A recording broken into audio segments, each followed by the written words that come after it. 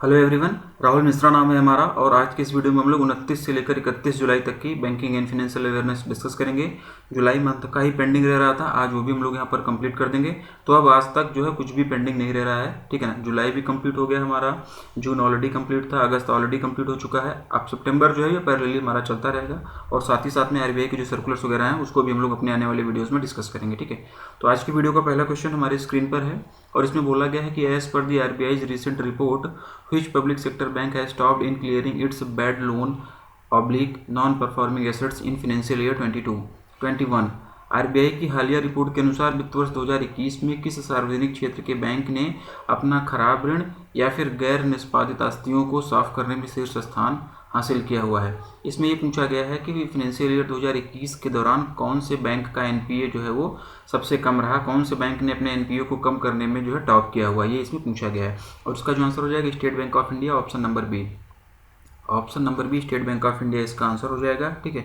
RBI ने भी हाल ही में एक रिपोर्ट जारी की हुई है जिसके अनुसार फाइनेंशियल ईयर 2021 के दौरान जो है बैड लोन या फिर एनपीओ को कम करने के मामले में एसबीआई जो है वो टॉप पर है। सेकंड नंबर पर यूनियन बैंक ऑफ इंडिया है, देखो ऑप्शन में भी दिया गया है, ये सेकंड नंबर पर है। और थर्ड नंबर पर पीएनबी है, ऑप्शन में ये भी दिया गया है, ठीक है। थर्ड नंबर पर पीएनबी है। तो फर्स्ट नंबर पर एसबीआई ने सबसे ज़्यादा एनपीए अपना कम किया हुआ है फाइनेंशियल ईयर 2021 के दौरान। सेकंड नंबर पर यूनियन बैंक ऑफ इंडिया और थर्ड नंबर पर पंजाब नेशनल बैंक। ये तीनों ऑप्शन यहाँ पर फर्स्ट सेकंड थर्ड तीनों रैंक आपको ऑप्शन में मिल गए हैं। आंसर इसका जो है ऑप्शन बी होगा, ठीक है। और एसबीआई ने लगभग 34,402 करोड़ रुपए एसबीआई ने लगभग 34,402 करोड़ रुपए का एनपीए रिकवर किया हुआ है फाइनेंशियल ईयर 2021 के दौरान, ठीक है ना। और ये आरबीआई की रिपोर्ट के अनुसार जो है ये सारी बातें आप लोगों को बताई जा रही हैं। और आरबीआई ने जो रिपोर्ट जारी की उसके अनुसार सभी पब्लिक सेक्टर बैंक्स के द्वारा मिलकर टोटल 1,31,894 करोड़ रुपए का एनपीए जो है वो टोटल रिकवर किया गया है फाइनेंशियल ईयर 2021 के दौरान, ठीक। एसबीआई के द्वारा कितना रिकवर किया गया है? 34,402 करोड़ रुपए।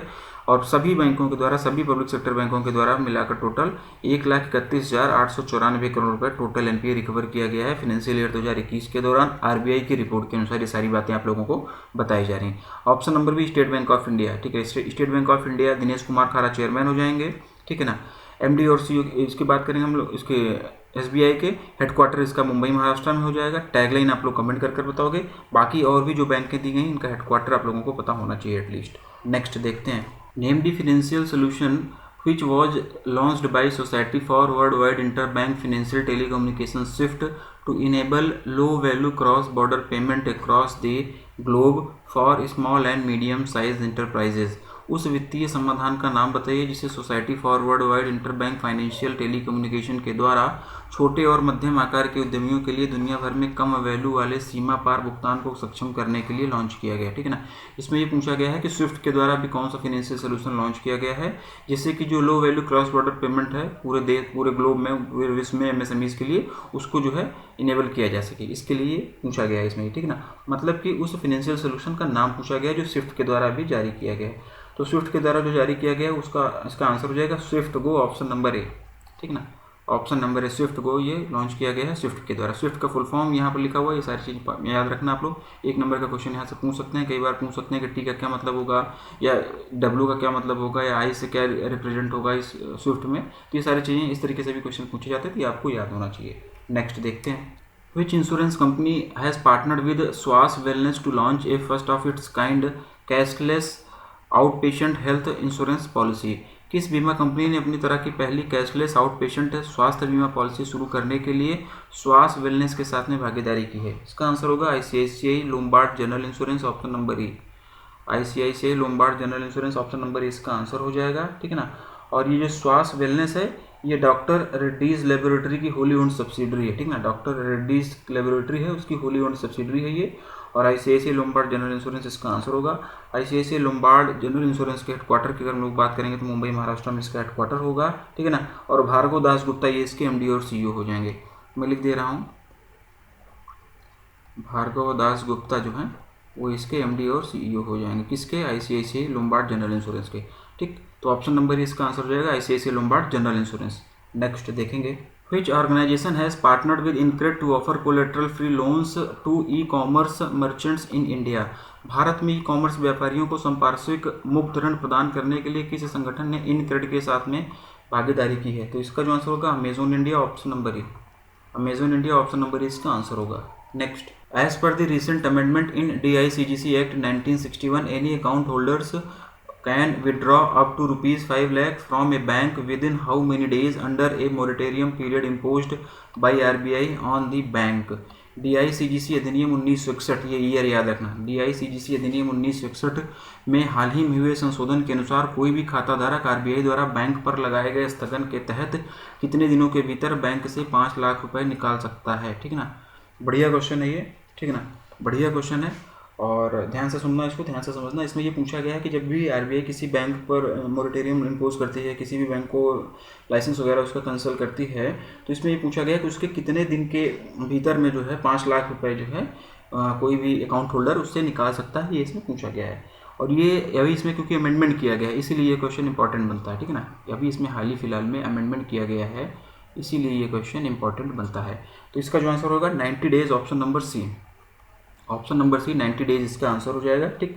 अभी हाल ही में DICGC एक्ट 1961 में जो है कुछ अमेंडमेंट किया गया है, जिसके बाद कोई भी खाता धारक RBI के द्वारा जो है मोरेटोरियम पीरियड में आने वाली बैंक्स के 90 डेज के भीतर जो है 5 लाख रुपए तक निकाल सकता है। और पहले ये 90 दिन वाली टाइम लिमिट नहीं थी, ठीक ना, ये 90 डेज की लिमिट अभी लगाई गई है। पहले ये अमेंडमेंट के बाद में 90 डेज की लिमिट लगाई गई, पहले ऐसी कोई लिमिट नहीं थी, ठीक ना। अकाउंट होल्डर्स को बैंक के लिक्विडेशन या फिर रीस्ट्रक्चरिंग का वेट करना होता था, उसके बाद में जो है उनको पैसे मिलते थे। लेकिन अभी क्या है कि अभी 90 डेज की लिमिट लगा दी गई इसकी, ठीक। और ये जो DICGC है, ये RBI की होली ओन्ड सब्सिडरी है और किसी भी बैंक में जमा किया गया पैसा, चाहे वह RRBs हों, ठीक है ना, किसी भी बैंक में जमा किया गया पैसा, चाहे वो रीजनल रूरल बैंक्स हों, स्मॉल फाइनेंस बैंक्स हों, पेमेंट बैंक्स हों, प्राइवेट सेक्टर बैंक्स हों या कोई और भी बैंक हों, उन सब में जमा पैसा, जो भी पैसा जमा किया जाता है वो DICGC द्वारा इंश्योर्ड होता है, ठीक ना। इसीलिए जो है 5 लाख रुपए तक का जो है अमाउंट दिया जाता है जब कोई भी बैंक वगैरह डूबती है तो DICGC के द्वारा, ठीक ना। तो किसी भी बैंक में जमा किया गया पैसा DICGC के द्वारा इंश्योर्ड होता है और वर्तमान में सभी बैंक्स DICGC को प्रत्येक 100 रुपए पर 10 पैसा एज ए इंश्योरेंस कवर के रूप में देती हैं। ध्यान से सुनो, क्वेश्चन यहाँ से बन सकता है, फिर से सुनो आप लोग। अभी जो करंट सिनेरियो चल रहा है उसमें जो भी बैंक्स होती हैं वो जो हैं, कोई भी बैंक हो, मतलब कि सभी बैंक, अभी करंट सिनेरियो में सभी बैंकें जो होती हैं वो DICGC को प्रत्येक 100 रुपए पर 10 पैसा, ठीक ना, यानी कि 0.10 रुपीज़, प्रत्येक 100 रुपए पर 10 पैसा एज ए इंश्योरेंस कवर के रूप में देती हैं। क्यों देती हैं? आपको बताया गया ना पहले कि सभी भी बैंकों में जमा किया गया पैसा जो है DICGC के द्वारा इंश्योर्ड होता है। तो अगर DICGC पैसों को इंश्योरेंस दे रहा है तो कुछ ना कुछ उसको प्रीमियम तो देना पड़ेगा ना बैंकों को। तो बैंक वही क्या करती हैं कि अभी सभी बैंकें जो हैं प्रत्येक 100 रुपए पर जो है 10 पैसा DICGC को एज ए इंश्योरेंस कवर के रूप में देती हैं, ठीक है ना। और अब इस प्रीमियम को भी अमेंडमेंट के बाद में बढ़ाकर 12 पैसे कर दिया गया। ये जो अमेंडमेंट अभी किया गया है, ये जो अभी अमेंडमेंट हुआ, इसमें जो है प्रत्येक 100 रुपए पर जो 10 पैसे बैंकें देती थी DICGC को इंश्योरेंस कवर के रूप में, उसे अब बढ़ाकर 12 पैसे कर दिया गया है। तो क्वेश्चन यहाँ से भी बन सकता है, याद रखना आप लोग। पहले 10 पैसे हुआ करता था और प्रत्येक 100 रुपए की बात हो रही है, प्रत्येक 100 रुपए पर, यानी कि 100 रुपए अगर बैंक में जमा है तो 10 पैसा जो है DICGC को दिया जाएगा बैंक के द्वारा एज इंश्योरेंस कवर के रूप में। लेकिन अब इसे बढ़ाकर जो है अमेंडमेंट के बाद में 12 पैसे कर दिया गया, ठीक ना। अब इसे बढ़ाकर 12 पैसे कर दिया गया और इसकी मैक्सिमम लिमिट 15 पैसे ही है अभी तक के हिसाब से। 15 पैसे से ज़्यादा बढ़ाया नहीं जा सकता। मतलब जो पहले 10 पैसे था उसको बढ़ाकर 12 पैसे कर दिया गया, उसको मैक्सिमम कितना भी बढ़ाते 15 पैसे से ज़्यादा नहीं बढ़ा सकते थे, ठीक। तो ये मैक्सिमम लिमिट है 15 पैसे वाली, ये भी आप लोग याद रखना, ठीक है ना। मतलब कि इंश्योरेंस के बाद में अब प्रत्येक 100 रुपए पर 12 पैसे बैंक के द्वारा जो है DICGC को दिया जाएगा इंश्योरेंस कवर के रूप में, ठीक। तो कुल मिलाकर ये बढ़िया क्वेश्चन था। मैक्सिमम पॉसिबल क्वेश्चंस इस क्वेश्चन से रिलेटेड, एग्जाम ओरिएंटेड सारी चीज़ें आप लोगों को यहाँ पर बता दी गई हैं। और अभी हाल ही में DICGC एक्ट 1961 में अमेंडमेंट किया गया तो उसके बाद में ये सारे चेंजेस किए गए हैं। तो यहाँ से जितने मैक्सिमम क्वेश्चन बन सकते थे वो आप लोगों को बता दिया गया और उम्मीद करता हूँ कि सारी चीज़ें आप लोगों को समझ में आई होंगी। अगर कहीं पर कोई चीज़ नहीं समझ में आ रही तो आप लोग वीडियो को पीछे करिएगा, फिर से देखिएगा, चीज़ें आप लोगों को समझ में आएंगी, ठीक। और चीज़ें अगर आप लोगों को बेहतर लगते हैं तो नीचे कमेंट वगैरह कर दिया करो, वीडियो वगैरह शेयर कर दिया करो। प्ले स्टोर पर हमारा ऐप है, आप लोगों से मैं कई बार बोलता हूँ वहाँ पर कुछ पैसे नहीं लगने हैं, फ्री वाले काम तो कर दो यार आप लोग। ऐप को जाकर वहाँ पर रेटिंग दे दो, रिव्यू कर दो, कमेंट वगैरह आप लोग कर दोगे तो थोड़ा बहुत मोटिवेशन हमें भी मिलता है ना। सारी चीज़ें आपको फ्री में चाहिए और जरा सा नॉर्मल लाइक शेयर और ये सारी चीज़ें फीडबैक रिव्यू देना होता तो वहाँ पर वो चीज़ें आप लोगों से हो नहीं पाती ना। तो म्यूचुअली चीज़ें दोनों साइड से होनी चाहिए। ऐसा नहीं होता कि आपको फर्स्ट फ्री में कंटेंट, रेगुलर कंटेंट मिलता रहे और मैं कोई भी चीज़ कहूँ तो उसको आपको करना नहीं है ना, तो ये लंबे समय तक ये नहीं चल सकता है ना ये सारी चीज़ें। तो ये भी आप लोग ध्यान रखो और जाकर प्ले स्टोर पर ऐप वगैरह को जो है रिव्यू करो, रेट करो और यहाँ पर भी वीडियो अगर अच्छे लगते हैं तो इसको आप लोग शेयर करने की कोशिश करो, मैक्सिमम लोगों तक वीडियोज़ को पहुँचाओ। ठीक, चलिए नेक्स्ट देखते हैं। Which bank has entered into a co-lending agreement with Indiabulls Housing Finance for the providing home loans? Home loan प्रदान करने के लिए किस बैंक ने इंडियाबुल्स हाउसिंग फाइनेंस के साथ में सह-ऋण समझौता किया हुआ है? ये इसमें पूछा गया, सीधे वन लाइनर क्वेश्चन है। Option number C Yes Bank इसका आंसर होगा।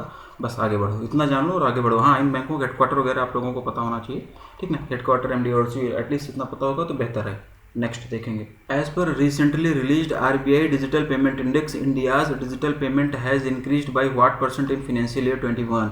हाल ही में जारी आरबीआई डिजिटल भुगतान सूचकांक के अनुसार वित्त वर्ष 2021 में भारत के डिजिटल भुगतान में कितने प्रतिशत की वृद्धि हुई है, ये इसमें पूछा गया है। और इसका जो आंसर हो जाएगा 30.919%, यानी कि अप्रॉक्स 30%। ऑप्शन नंबर ए इसका आंसर होगा, ठीक है ना, ऑप्शन नंबर ए इसका आंसर हो जाएगा। ठीक, आरबीआई ने अभी हाल ही में एक डिजिटल पेमेंट इंडेक्स रिलीज किया हुआ है जिसके अनुसार फाइनेंशियल ईयर 2021 में इंडिया की डिजिटल पेमेंट में जो है 30.19% की ग्रोथ जो है रिकॉर्ड की गई है। तो ऑप्शन नंबर ए इसका आंसर हो जाएगा, यही इसमें पूछा गया था, ठीक है ना।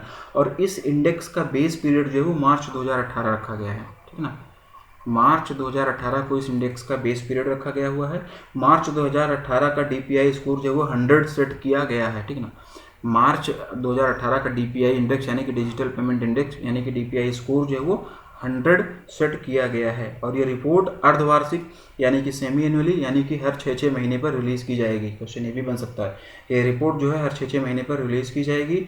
और इस इंडेक्स के 5 पैरामीटर हैं और कुछ सब पैरामीटर भी हैं, हालांकि इतना डीप में जाने की ज़रूरत नहीं है, ठीक है। तो ऑप्शन नंबर है 30.19%, अप्रॉक्स 30% जो है इसका आंसर हो जाएगा। नेक्स्ट देखेंगे। Who has recently been permitted by RBI to participate in centralized payment system like RTGS and NEFT? ठीक ना, दोनों का फुल फॉर्म आप लोगों को पता होना चाहिए। आरबीआई ने हाल ही में किसे केंद्रीकृत भुगतान प्रणाली जैसे कि RTGS NEFT में भाग लेने की अनुमति दी है? तो इसका जो आंसर हो जाएगा all A B and C, यानी कि prepaid payment instruments issuers, white label ATMs operator, card network, इन सभी को जो है आरबीआई के द्वारा अभी परमिशन दे दी गई है। किस लिए? सेंट्रलाइज्ड पेमेंट सिस्टम को जो है इसमें पार्टिसिपेट करने के लिए, मतलब कि ये लोग भी जो है आरटीजीएस और एनईएफटी में पार्टिसिपेट कर सकेंगे, ठीक है ना। बढ़िया क्वेश्चन है, ये भी आरबीआई की गाइडलाइन टाइप में ही है ये, तो समझो आप लोग, ठीक है ना। अभी पिछला क्वेश्चन जो भी बताया गया तो वो भी आरबीआई से रिलेटेड था, तो सारी आरबीआई के जो भी अगस्त जून का और अगस्त का जो था उसको हम लोग यहीं पर लेके चल रहे हैं। अलग से आरबीआई के सर्कुलर वाले वीडियो में इसको नहीं पढ़ेंगे, ठीक है ना। जो चीज़ें यहाँ पर कवर कर ली जा रही हैं उसको वहाँ पर अलग से नहीं पढ़ेंगे। जो वीडियो लेंदी होता है जिसमें ज़्यादा पढ़ना होता है उसको हम लोग अलग से सेपरेटली वहाँ पर पढ़ लिया करेंगे और पढ़ेंगे भी आगे, ठीक है। तो थोड़ा सा एक्सटेंड करेंगे क्वेश्चन को क्योंकि बढ़िया क्वेश्चन है, तो थोड़ा सा इसके बारे में डीप में हम लोगों को जानना चाहिए। अभी हाल ही में आरबीआई ने जो भी नॉन बैंक्स हैं उन्हें सेंट्रलाइज्ड पेमेंट सिस्टम, जिसको हम लोग क्या बोलते हैं, सीपीएस, आगे जहाँ पर भी मैं सीपीएस बोलूँगा आप लोगों को समझ जाना चाहिए कि सेंट्रलाइज्ड पेमेंट सिस्टम की बात हो रही है, ठीक है ना। अभी हाल ही में आरबीआई ने जो भी हमारी नॉन बैंक्स हैं उन्हें सीपीएस में पार्टिसिपेट करने की परमिशन दे दी है। और इसके फर्स्ट फेज़ में अभी prepaid payment instrument issuers, white label ATM operators, card network जो हैं, इन सभी को जो है सेंट्रलाइज पेमेंट सिस्टम के रूप में एज ए डायरेक्ट मेंबर के रूप में पार्टिसिपेट करने के लिए अलाउ कर दिया गया है आरबीआई के द्वारा। और यही इस क्वेश्चन में पूछा गया था और ऑप्शन नंबर ही इसका आंसर हो जाएगा, ठीक है ना। फाइनेंशियल ईयर 2022 के first by monthly monetary policy review के दौरान अप्रैल में इसकी घोषणा की गई थी। और अब सीपीएस में पार्टिसिपेट करने के लिए नॉन बैंक्स को एक सेपरेट IFSC कोड भी दिया जाएगा, ठीक। अप्रैल में इसकी घोषणा की गई थी और इसे भी लागू कर दिया गया है। और जो भी हमारे नॉन बैंक्स होंगे इनको सेंट्रलाइज्ड पेमेंट सिस्टम यानी कि सीपीएस में पार्टिसिपेट करने के लिए इनको एक अलग से सेपरेट IFSC कोड दिया जाएगा, IFSC कोड दिया जाएगा। भाई अगर हमको NEFT RTGS वगैरह करना होता है तो IFSC कोड वगैरह लगता है ना, तो जो भी नॉन बैंक्स होंगे उनको अलग से एक सेपरेट IFSC कोड दिया जाएगा। IFSC का फुल फॉर्म क्या होता है ये आप लोग कमेंट कर बता दो। IFSC कोड में कितने डिजिट होते हैं, टोटल कितने डिजिट का IFSC कोड होता है ये भी आप लोग कमेंट कर बता दो फटाफट, ठीक है। और आरबीआई ने क्या किया है कि कोर बैंकिंग सिस्टम आरबीआई का एक कोर बैंकिंग सिस्टम का क्या नाम है, उसका मतलब ई कुबेर, ठीक ना। आरबीआई के कोर बैंकिंग सिस्टम जिसको कि हम लोग ई कुबेर के नाम से जानते हैं। अब ई कुबेर में इन सभी नॉन बैंक्स को आरबीआई के साथ में एक करंट अकाउंट खोलना होगा, ठीक है ना। इसकी भी परमिशन दी जा चुकी है आरबीआई के द्वारा। और अब इन सभी नॉन बैंक्स के लिए एलिजिबिलिटी क्राइटेरिया क्या होगा ये भी हम लोग जान लेते हैं कि कौन जो भी नॉन बैंक्स होंगे, जो भी सेंट्रलाइज्ड पेमेंट सिस्टम, जो भी सीपीएस में पार्टिसिपेट करेंगे, उनके लिए एलिजिबिलिटी क्राइटेरिया क्या होना चाहिए ये भी थोड़ा सा हम लोग जानते हैं ना, थोड़ा सा चीज़ों को एक्सटेंड करेंगे। तो इन सभी को जो है payment and settlement system act 2007, ठीक ना, payment and settlement systems act 2007 के अंदर आरबीआई द्वारा इशू किया गया एक वैलिड सर्टिफिकेट ऑफ अथराइजेशन, जिसको कि हम लोग सीओए बोलते हैं, सीओए होना चाहिए, सीएए की बात नहीं हो रही, सीओए होना चाहिए इनके पास में, ठीक है ना। जो भी नॉन बैंक्स होंगी इनके पास में payment and settlement systems act 2007 के अंदर आरबीआई द्वारा इशू किया गया एक valid certificate of authorisation COA होना चाहिए, ठीक है ना। और कंपनीज एक्ट 1956 और 2013 कंपनीज एक्ट 1956, ये एक्ट का जो ईयर है ये भी याद रखना, ठीक है ना। कंपनीज एक्ट 1956 और 2013 में इंडिया में रजिस्टर्ड कंपनी होनी चाहिए, ठीक है ना। इनकी नेटवर्थ जो है वो 25 करोड़ रुपए, इनकी नेटवर्थ जो है वो 25 करोड़ रुपए, या फिर आरबीआई के द्वारा इशू किए गए सर्टिफिकेट ऑफ अथराइजेशन में जो बोला गया है इन दोनों में से जो ज़्यादा होगा वही होना चाहिए। नेटवर्थ की अगर हम लोग बात करेंगे या तो फिर ये 25 करोड़ रुपए होगा इन नॉन बैंक्स का, या तो फिर आरबीआई के द्वारा जो सर्टिफिकेट ऑफ अथराइजेशन इशू किया गया है इसमें जो अमाउंट बोला गया है इन दोनों में से जो ज़्यादा होगा वही जो है इनकी नेटवर्थ उतनी कम से कम होनी चाहिए, ठीक। और maximum possible exam oriented questions आप लोगों को यहाँ पर करा दिए गए, इससे ज़्यादा क्वेश्चन यहाँ से बनने की कोई संभावना नहीं है, सारी चीज़ें आप लोगों को बता दी गई हैं। एनईएफटी आरटीजीएस की बात हुई थी, मैंने बताया था ना आप लोगों को, तो इसका फुल फॉर्म वगैरह आप लोगों को पता होना चाहिए, इससे संबंधित जो भी फैक्ट हैं वो आपको याद होने चाहिए, मतलब कि आरटीजीएस एनईएफटी की लिमिट वगैरह मैक्सिमम मिनिमम लिमिट क्या होनी चाहिए, ठीक है ना। किस डेट से एनईएफटी और आरटीजीएस को 24/7/365 कर दिया गया, 24/7/365, ये भी कमेंट करके बता दो आप लोग, पिछले वीडियोज़ में कई बार पढ़ाया गया है, ठीक है ना, ये याद होना चाहिए। किस डेट से एनईएफटी और आरटीजीएस को 24 घंटे 7 दिन 365 दिन पूरे साल जो है ये 24 घंटे और 7 दिन इसके लिए कर दिया गया, मतलब किस डेट से एनईएफटी और आरटीजीएस को पूरे साल 24 घंटे के लिए कर दिया गया है, ये डेट वगैरह भी आप लोगों को पता होनी चाहिए, इसके फुल फॉर्म क्या होता है, ये सारी चीज़ें जो है पता होनी चाहिए आप लोगों को।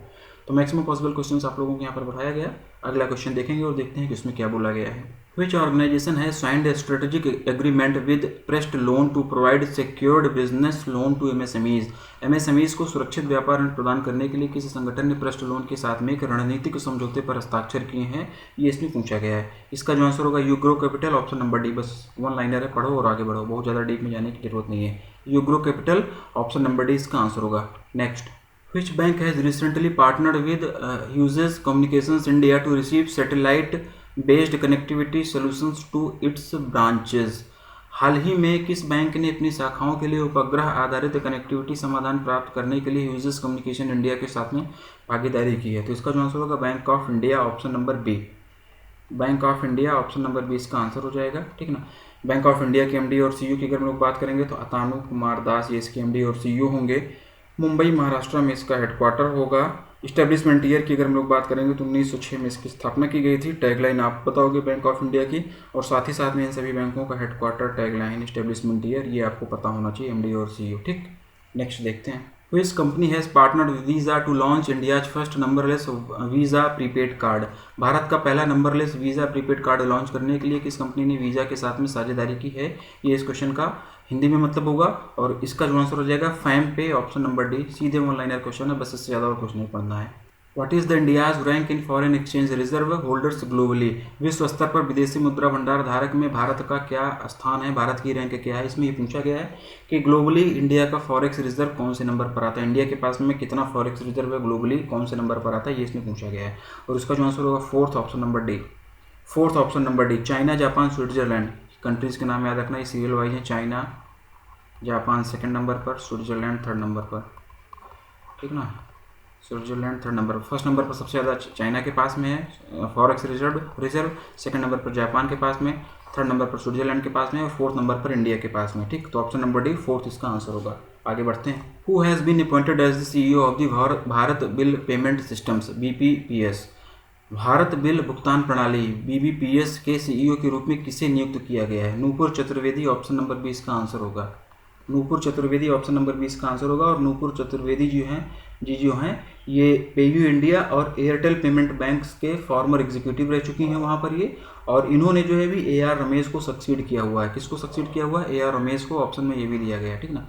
इन्होंने भारत बिल पेमेंट सिस्टम्स के सीईओ के रूप में AR रमेश को सक्सीड किया। क्वेश्चन अगर कॉम्प्लिकेटेड करना होता है तो ये भी पूछ लेते हैं कि किसको सक्सीड किया। तो दोनों चीज़ें आप लोगों को इसीलिए यहाँ पर बताई जाती हैं। और BBPS के हेडक्वार्टर की अगर हम लोग बात करेंगे तो मुंबई महाराष्ट्र में जो है इसका हेडक्वार्टर हो जाएगा। अगला देखते हैं। Secured document exchange system named secured logistic document exchange SLDE platform has been developed by which of the following banks? निम्नलिखित में से किस बैंक के द्वारा secured logistic document exchange platform नामक एक सुरक्षित दस्तावेज विनिमय प्रणाली विकसित की गई है? ये इसका हिंदी में मतलब होगा। और इसका ऑप्शन होगा, आंसर होगा E, option number E। All ABNC, SBI, HDFC और ICICI तीनों के द्वारा ये डेवलप किया गया है। सेंट्रल गवर्नमेंट के द्वारा इसे लॉन्च किया गया है और उसके माध्यम से जो लॉजिस्टिक डॉक्यूमेंट्स होंगे उनका जो भी मैनुअल प्रोसेस होता है उसे अब डिजिटल किया जाएगा, सिक्योर और सीमलेस प्रोसेस किया जाएगा इसके माध्यम से। तो तीनों के द्वारा जो है ये मिलकर इसे लॉन्च किया गया ABC, ठीक है ना। यानी कि state Bank of India, HDFC bank और ICICI बैंक ऑफ बड़ौदा के द्वारा नहीं किया गया, ठीक है। तो ऑप्शन नंबर इसका आंसर होगा। आगे बढ़ते हैं। How much loan amount has been sanctioned by the NABARD under its rural infrastructure development fund to support drinking water projects in Punjab? Punjab में पेयजल परियोजनाओं को समर्थन देने के लिए नाबार्ड ने अपनी ग्रामीण बुनियादी ढांचा विकास कोष के तहत में कितनी ऋण राशि मंजूर की है? 445 करोड़ रुपए। ऑप्शन नंबर ए इसका आंसर होगा, ठीक है ना। 445 crore rupees option number A इसका आंसर हो जाएगा। RIDF के तहत में ये फंड जो है सैंक्शन किया गया है। RIDF यानी कि रूरल इंफ्रास्ट्रक्चर डेवलपमेंट फंड। क्या होता है डिटेल में इसके बारे में PDF में हम लोग डाल देंगे वहाँ पर कि क्या होता है RIDF वगैरह, कब लॉन्च किया गया था, क्या इसके पीछे का उद्देश्य है। और नाबार्ड के हेडक्वार्टर की अगर हम लोग बात करेंगे तो मुंबई महाराष्ट्र में नाबार्ड का हेडक्वार्टर हो जाएगा। और चेयरपर्सन की अगर हम लोग बात करेंगे तो GR चिंताला, ठीक है ना। GR चिंताला जी जो हैं वो इसके चेयरमैन हो जाएंगे। अगले क्वेश्चन की तरफ बढ़ेंगे। Which bank has partnered with LIC card services to launch 2 credit card named Lumine platinum cards and Eclat select credit card? ठीक ना। किस बैंक ने ल्यूमाइन प्लेटिनम क्रेडिट कार्ड और इक्लैट सेलेक्ट क्रेडिट कार्ड नाम से 2 क्रेडिट कार्ड लॉन्च करने के लिए LIC कार्ड सेवाओं के साथ में भागीदारी की है? तो इसका जो आंसर होगा IDBI bank, option number C। Option number C IDBI bank इसका आंसर हो जाएगा। इन दोनों ने पार्टनरशिप में एक नए क्रेडिट कार्ड लॉन्च किए जाएंगे, ठीक है ना। इन दोनों के पार्टनरशिप के बाद ये दोनों नए क्रेडिट कार्ड लॉन्च किए जाएंगे। जो नाम बताया गया आप लोगों के नाम याद होना चाहिए, ल्यूमाइन और इक्लैट, ठीक है ना। और इससे ज़्यादा इसमें और बहुत ज़्यादा डिटेल में जाने की जरूरत नहीं है, ठीक। अगला और लास्ट क्वेश्चन देखेंगे हम लोग इस वीडियो का। Which cooperative banks licence was cancelled by RBI due to inadequate capital in July 2021? जुलाई 2021 में अपर्याप्त पूंजी के कारण RBI द्वारा किस सहकारी बैंक का लाइसेंस रद्द कर दिया गया था? ये इसमें पूछा गया है। और इसका जो आंसर हो जाएगा Madgaon urban cooperative bank, option number D। Option number D Madgaon urban cooperative bank, option number D इसका आंसर हो जाएगा, ठीक। तो आज का वीडियो हम लोग यहीं पर वाइंड अप करेंगे। और आज हम लोगों ने जुलाई का जो भी पेंडिंग था सब कुछ हमने कंप्लीट कर लिया। जुलाई भी कंप्लीट हो गया, अगस्त भी कंप्लीट हो गया, जून भी हो गया, सारा कुछ कंप्लीट हो गया। और प्रॉपर इसकी एक प्लेलिस्ट बना दी गई जहाँ पर हम लोग वीकली बेसिस पर banking and financial awareness discuss करते हैं। जो लोग नए हैं चैनल पर, थोड़ी सी आप लोग मेहनत करिए, प्लेलिस्ट में जाइए और सारे के सारे वीडियोज़ वहाँ पर आप लोगों को मिल जाएंगे। और यहाँ पर जो भी क्वेश्चंस कराए जाते हैं ये किसी भी बैंक एग्जाम के लिए, चाहे फिर RRB PO क्लर्क हो, IBPS PO क्लर्क हो, स्केल 2 हो, ठीक ना, स्केल 3 में भी इवन कुछ क्वेश्चन यहाँ से आप लोगों को मिलते हैं। तो सभी एग्जाम्स के लिए बहुत ज़्यादा महत्वपूर्ण होता है। यहाँ पर हम लोग बैंकिंग एंड फाइनेंशियल अवेयरनेस का करंट अफेयर्स वाला पार्ट डिस्कस करते हैं, उसी के साथ साथ में हम लोग स्टैटिक वाला पार्ट भी कवर करते हुए रहते हैं। और अभी RBI कहता है वाली सीरीज में हम लोग जो है RBI के नोटिफिकेशन और RBI की गाइडलाइंस वगैरह भी डिस्कस कर रहे हैं। हालांकि अभी वीडियोस में भी कुछ क्वेश्चंस मैंने जो है RBI के सर्कुलर और गाइडलाइन से संबंधित हम लोगों ने लिया हुआ है, ठीक। तो आज सब कुछ पेंडिंग कंप्लीट होता है। सितंबर अभी चल ही रहा है तो सितंबर का जो पेंडिंग है इसको हम लोग धीरे धीरे करते रहेंगे। और साथ ही साथ में हम लोग जो है RBI कहता है वाली सीरीज भी स्टार्ट करेंगे। और इन सभी वीडियोज़ की PDF जनवरी से लेकर जुलाई तक की अगस्त तक की PDF, जुलाई का भी पेंडिंग रह रहा है, जनवरी से लेकर अगस्त तक की PDF हम लोगों के ऐप पर अवेलेबल है। जिन लोगों को परचेज करना है इस वीडियो के नीचे डिस्क्रिप्शन में ऐप का लिंक दिया गया है, पर्टिकुलर कोर्स का लिंक दिया गया है, PDF कोर्स का। आप लोग वहाँ पर जाइए और जो भी कोर्स आपको परचेज करना है PDF का, आप लोग वहाँ पर जाकर परचेज कर सकते हैं, ठीक ना। जो कुछ भी यहाँ पर पढ़ाया जाता है सब कुछ वहाँ पर लिखा हुआ मिलेगा उस PDF में। और इस वीडियो के नीचे डिस्क्रिप्शन में वो सारी चीज़ें हैं, ठीक। और जैसा मैंने बोला कि ज़्यादा से ज़्यादा वीडियो को शेयर करो, प्ले स्टोर पर जाकर अपने ऐप को रेटिंग दो, रिव्यू करो, कमेंट वगैरह आप लोग वहाँ पर जो देना चाहें दे सकते हैं, ठीक ना। चीज़ें अगर आप लोगों को बेनिफिशियल लग रही हैं, चीज़ें अगर अच्छी लग रही हैं और आप लोगों को लगता है कि नहीं क्वालिटी कंटेंट दिया जा रहा है, तो ऐसा कोई जोर जबरदस्ती नहीं है, लेकिन अगर अच्छी लग रही है तब करो। अच्छे लगने के बाद भी अगर आप लोग चीज़ों को शेयर नहीं करते हो और फीडबैक वगैरह नहीं देते हो प्ले स्टोर पर जाकर, तब वो चीज़ें थोड़ा सा बुरी लगती हैं। नहीं अच्छी लग रही है तो आप करोगे नहीं, मैं कितना भी कर लूँगा। लेकिन अगर अच्छी लग रही है तो ऐसा थोड़ा साई नेचर जो आपका होता है ना, थोड़ा सा खुलो, तारीफ़ करो, लोगों की दिल खोल के तारीफ़ करो और थोड़ा सा जाकर शेयर करो। थोड़ा सा मोटिवेशन की ज़रूरत हमें भी होती है, ठीक है ना। तो प्ले स्टोर पर रेटिंग वगैरह करो, वीडियो को ज़्यादा से ज़्यादा लोगों तक पहुँचाओ और अपने अगले वीडियो में मिलते हैं जहाँ पर हम लोग आरबीआई के सर्कुलर वगैरह स्टार्ट करेंगे। Thank you.